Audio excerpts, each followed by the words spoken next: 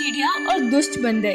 ये कहानी एक खूबसूरत से आशियाने की है जहाँ कई सारे पशु पक्षी अपना जीवन बसर कर रहे थे। उसी आशियाने में एक सोनी नामक चिड़िया जो अपने दो छोटे बच्चों के साथ एक छोटे से घोंसले में रहती थी।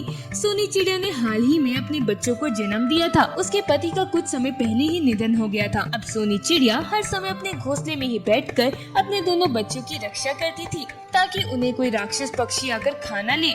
सोनी चिड़िया जिस पेड़ पर रहती थी उस पेड़ पर उसके अलावा कोई और पक्षी नहीं रहता था। उस पेड़ पर केवल सोनी चिड़िया ही रहती थी। एक दिन सोनी चिड़िया अपने घोंसले में बैठी हुई थी, तभी एक अनजान बंदर उस पेड़ के पास आता है। अरे वाह, इस पेड़ पर तो ज्यादा पक्षी नहीं है। मैं इस पेड़ पे अपना घर बनाकर रह सकता हूँ। अरे ये बंदर कौन है और अचानक से इस पेड़ के पास कैसे आ गया ये? अरे बंदर भाई कौन है यार? आपको तो पहले कभी इस जंगल में नहीं देखा मैंने। चिड़िया बहन, मैं बहुत ही दूर से आया हूँ। मेरा इस संसार में कोई नहीं है, मैं अकेला हूँ। क्या मैं आपके साथ इस पेड़ पर रह सकता हूँ? हाँ हाँ बंदर भाई, आप जरूर रह सकते हैं यहाँ पर। आपके आने से मुझे भी आपका साथ मिल जाएगा। वैसे भी मैं बरसों से इस पेड़ पर अकेली ही रह रही हूँ। अरे वाह चिड़िया बहन, आपके बच्चे तो बहुत ही प्यारे हैं। हाँ बंदर भाई, मैंने अभी अभी ही अपने बच्चों को जन्म दिया है। बड़े ही प्यारे बच्चे हैं आपके।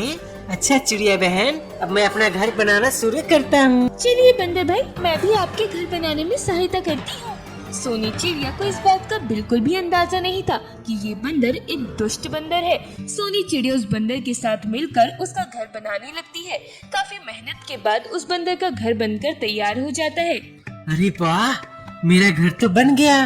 चिड़िया बहन, आपका बहुत बहुत धन्यवाद। आपने मेरी बड़ी सहायता की है। मैं आपका जीवन भर आभारी रहूंगा। अरे इसमें धन्यवाद कैसे बंदर भाई?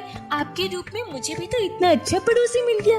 अच्छा अब मैं अपने घोंसले में चलती हूँ, मेरे बच्चे अकेले हैं।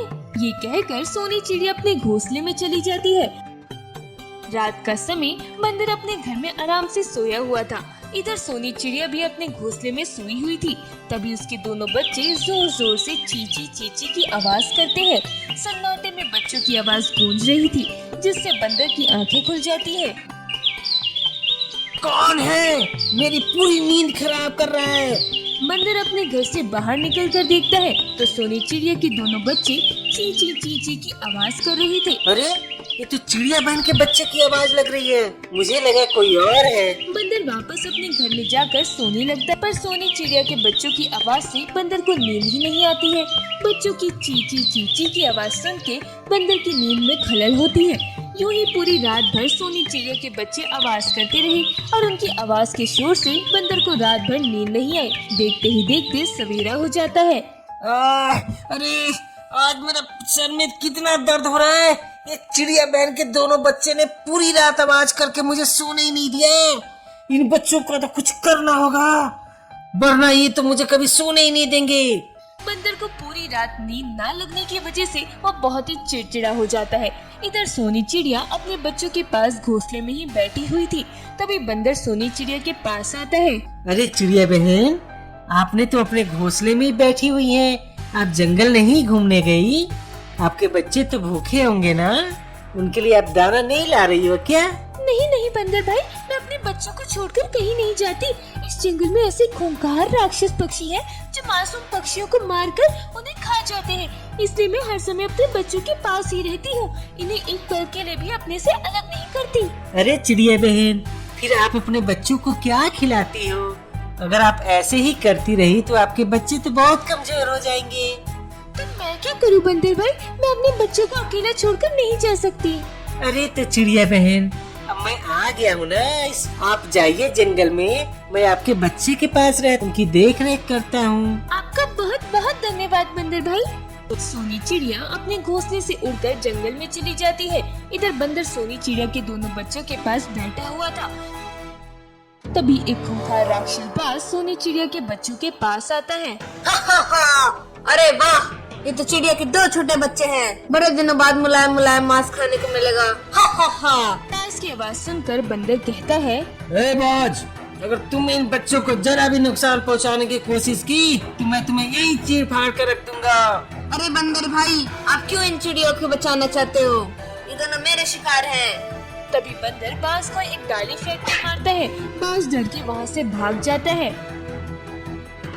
सुनो बच्चों, अगर आज के बाद तुम दोनों ने रात में चींची चीखी आवाज निकाली तो मैं तुम दोनों को उस बाज के हवाले कर दूंगा। पता है ना वो बाज कितना खतरनाक है, तुम्हें एक झटके में ही खा जाएगा, समझे? बंदर की बात सुनकर दोनों बच्चे घबरा जाते हैं। छोटे होने की वजह से वे दोनों अभी बात ही नहीं कर पाते थे। थोड़े समय बाद सोनी चिड़िया अपने घोंसले में लौट आती है और अपने बच्चों को दाना खिलाने लगती है।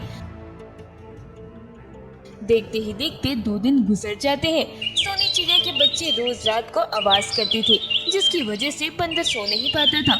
एक दिन रात में बंदर अपने घर में सोने की बहुत कोशिश करता है, पर सोनी चिड़िया के बच्चों की आवाज से वो सो नहीं पाता। वो गुस्से में आग बबूला हो जाता है, क्योंकि वह जब से इस जंगल में आया था तब से सोनी चिड़िया के बच्चों की वजह से वो एक पल भी अपने घर में सो नहीं पाया था।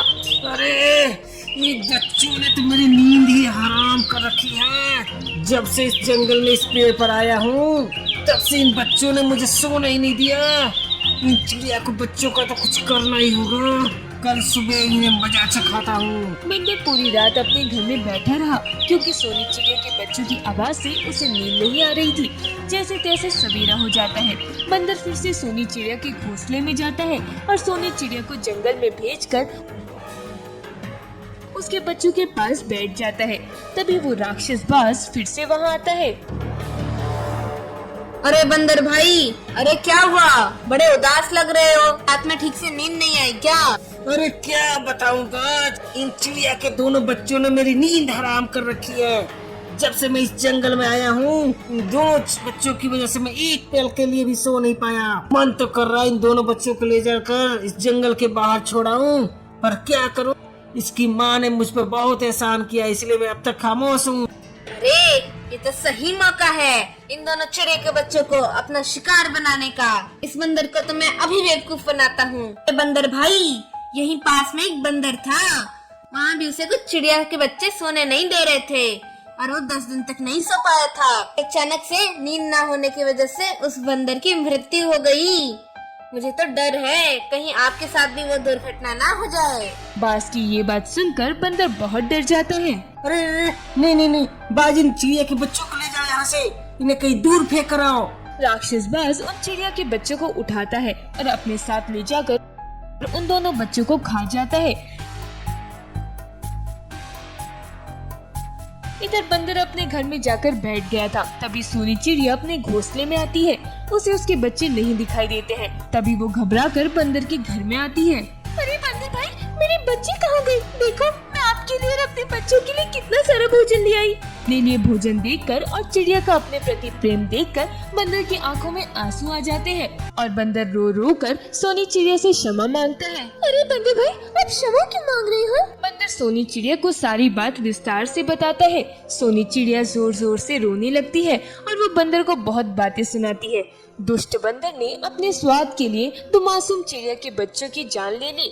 उसके बाद सोनी चिड़िया ने हमेशा हमेशा के लिए उस बंदर से सारे नाते तोड़ दिए। दुष्ट बंदर ने बहुत क्षमा मांगी सोनी चिड़िया से, पर सोनी चिड़िया ने उस बंदर को माफ नहीं किया। जिस चिड़िया ने बंदर के लिए इतना कुछ किया, उसी बंदर ने उसके साथ इतना बड़ा विश्वासघात किया। दुश्मन कोई दूसरा नहीं होता, दुश्मन तो वही होता है जो अपने सबसे करीब होता है।